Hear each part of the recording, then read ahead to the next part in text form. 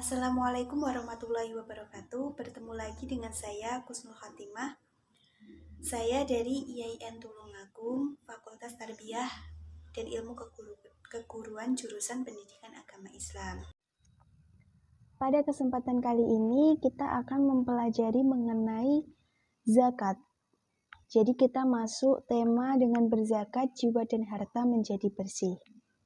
Nah, setelah mempelajari zakat, teman-teman semuanya nanti diharapkan agar dapat memahami ketentuan zakat fitrah dan zakat mal, kemudian bisa membiasakan sikap dermawan sebagai implementasi dari hikmah zakat, kemudian menjelaskan mustahik zakat, dan diharapkan teman-teman bisa menentukan hikmah dari zakat. Oke, untuk materi yang pertama kita akan membahas terlebih dahulu mengenai dari pengertian zakat. Zakat. Jadi, zakat itu menurut bahasa memiliki beberapa makna, antara lain tumbuh, suci, berkembang. Sedangkan menurut istilah fikih, zakat adalah sejumlah harta yang diambil dari harta tertentu untuk diberikan kepada golongan tertentu. Zakat dijadikan nama bagi harta yang diserahkan, karena harta yang dizakati akan berkembang dan bertambah. Jadi, zakat ini adalah sejumlah harta yang diambil dari harta tertentu untuk diberikan kepada golongan tertentu. Nah, untuk golongan ini nanti nggak segala orang atau segala golongan bisa mendapatkan zakat ya. Ada ketentuannya siapa yang bisa menerima zakat, siapa yang tidak menerima, siapa yang juga tidak bisa menerima zakat, ini ada ketentuannya sendiri. Kemudian untuk hukum dan dalil zakat. Hukum sebagaimana dijelaskan sebelumnya bahwa menunaikan zakat hukumnya adalah wajib bagi yang telah memenuhi syarat tertentu. Jadi zakat ini wajib dikeluarkan. Apabila tidak dikeluarkan, kita mendapat dosa karena ini adalah sebuah kewajiban. Nah, wajib di sini adalah diperuntukkan bagi yang telah memenuhi syarat-syarat tertentu. Jadi apabila nanti ada seorang yang ingin mengeluarkan zakat namun belum memenuhi dari syarat-syarat tersebut, syarat-syarat orang yang bisa mengeluarkan zakat, maka itu nanti orang tersebut tidak wajib mengeluarkan zakat. Hukum ini sebagaimana dalilnya yang terdapat dalam Al-Quran. Firman Allah dalam Al-Quran yaitu dalam surat At-Taubah ayat 103. Yang artinya, ambillah zakat dari sebagian harta mereka, dengan zakat tersebut engkau membersihkan dan mensucikan mereka. Jadi zakat di sini juga berfungsi sebagai penyucian dari diri kita. Penyucian dari diri dalam diri sendiri dilaksanakan atau dilakukan dengan mengeluarkan zakat. Kemudian untuk orang-orang yang berhak menerima zakat. Seperti apa orang-orang yang berhak menerima zakat? Apakah semua orang berhak? Atau ada beberapa yang berhak? Jadi, kalau untuk orang yang berhak menerima zakat, ini dinamakan dengan mustahik zakat. Mustahik zakat itu adalah orang-orang yang berhak menerima zakat, baik zakat fitrah maupun zakat mal. Orang yang berhak menerima zakat ada 8 golongan. Tidak semua orang itu berhak menerima zakat. Cuman ada beberapa, yaitu ada 8 golongan sebagaimana dijelaskan dalam Al-Quran, firman Allah Quran Surat At-Taubah ayat 60. Nah, berdasarkan Quran Surat At-Taubah ayat 60 ini, zakat atau orang yang berhak menerima zakat itu hanya ada 8 golongan. 8 golongan itu siapa saja? Yang pertama ada fakir. Nah, fakir ini adalah orang yang tidak mampu memenuhi kebutuhan hidupnya, tidak memiliki harta dan tidak memiliki pekerjaan untuk memenuhi kebutuhannya maupun kebutuhan keluarganya. Jadi fakir ini adalah orang yang benar-benar nggak memiliki apapun, nggak punya pekerjaan, nggak mampu memenuhi kebutuhannya, nggak memiliki harta juga. Yang kedua adalah orang miskin. Jadi orang miskin ini adalah orang yang berhak menerima zakat. Orang miskin ini adalah orang yang tidak mampu memenuhi seluruh kebutuhan hidupnya.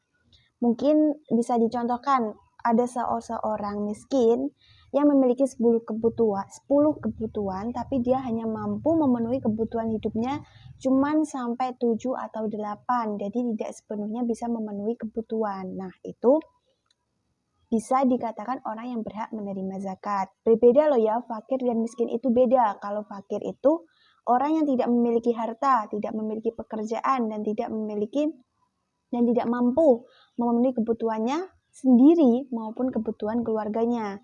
Tapi kalau orang miskin ini adalah orang yang masih memiliki pekerjaan, namun dia itu kalau dikatakan bisa memenuhi kebutuhannya itu tidak 100% bisa, jadi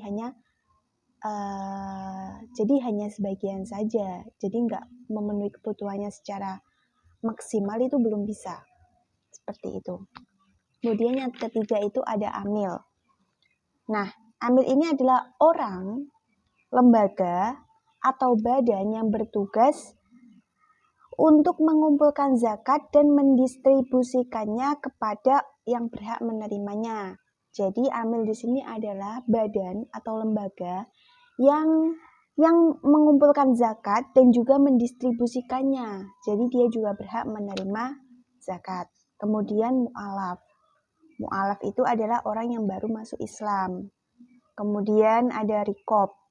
Rikob adalah budak belian yang diberi kebebasan usaha mengumpulkan kekayaan agar ia dapat menebus dirinya untuk merdeka. Jadi budak di sini yang dimaksud itu adalah budak yang diberikan kebebasan untuk mengumpulkan kekayaan agar ia dapat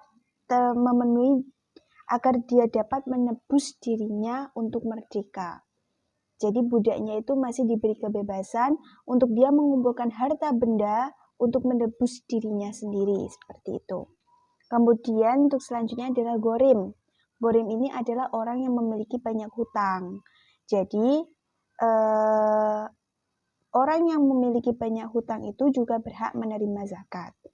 Kemudian sabilillah. Sabilillah adalah orang yang sedang berjuang di jalan Allah, menegakkan agama Allah, seperti itu.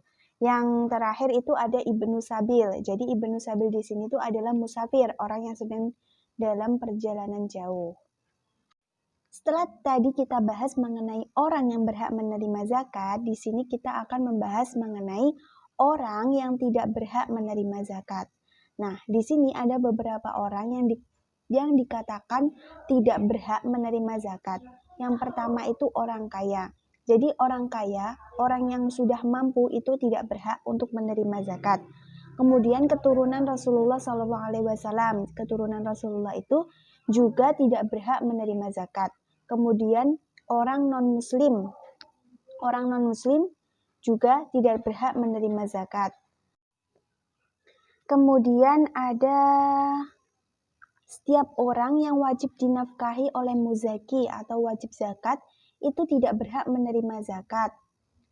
Zakat tidak boleh diberikan kepada orang yang wajib dinafkahi oleh muzaki atau wajib zakat, seperti istri, anak, dan seterusnya ke bawah, atau orang tua dan seterusnya ke atas. Jadi itu tidak berhak untuk menerima zakat karena mereka itu adalah seseorang yang wajib dinafkahi. Kemudian yang terakhir itu ada budak. Budak yang tidak berhak menerima zakat ini adalah budak yang masih terikat dengan tuannya. Karena apa? Karena zakat yang diterima pada akhirnya akan harus diserahkan kepada tuannya. Jadi budak tidak berhak menerima zakat, terkecuali budak mukotab atau budak yang sedang berupaya membebaskan dirinya. Seperti ya tadi yang dijelaskan di atas, bahwa ada budak yang diperbolehkan menerima zakat, itu adalah budak yang sedang mengupayakan dirinya untuk merdeka. Untuk selanjutnya kita akan masuk mengenai macam-macam zakat. Zakat ini ada dua. Yang pertama adalah zakat fitrah dan yang kedua adalah zakat mal. Nah, zakat fitrah secara bahasa ini berarti bersih atau suci. Sedangkan menurut istilah, zakat fitrah ini adalah sejumlah harta berupa bahan makanan pokok yang wajib dikeluarkan oleh setiap muslim menjelang Hari Raya Idul Fitri dengan tujuan membersihkan jiwa. Jadi, zakat fitrah yang dimaksudnya itu adalah zakat berupa makanan pokok. Makanan pokok kita misalnya kan beras. Jadi kita mengeluarkan zakatnya berupa beras. Kalau misalkan makanan pokok kita itu berupa gandum, maka bisa juga kita zakat berupa gandum. Seperti itu. Kemudian untuk zakat yang kedua ini ada zakat mal. Nah, zakat mal ini adalah zakat yang berarti yang dikeluarkan berupa harta. Pengertiannya yaitu secara bahasa mal itu berarti harta. Sedangkan menurut istilah, zakat mal adalah zakat yang dikenakan atas harta yang dimiliki oleh seseorang atau lembaga dengan beberapa syarat dan ketentuan yang berlaku dalam hukum Islam. Nah, untuk macam-macam zakat ini nanti kita akan bahas secara menyeluruh di pertemuan yang akan datang. Untuk saat ini cukup sampai di sini dulu pembahasannya. Mungkin cukup sekian yang dapat saya sampaikan. Apabila ada salah kata atau salah dalam penyampaian materi mungkin bisa dikoreksi nanti. Mungkin cukup sekian yang dapat saya sampaikan. Apabila ada kurang lebihnya, saya mohon maaf yang sebesar-besarnya. Wassalamualaikum warahmatullahi wabarakatuh.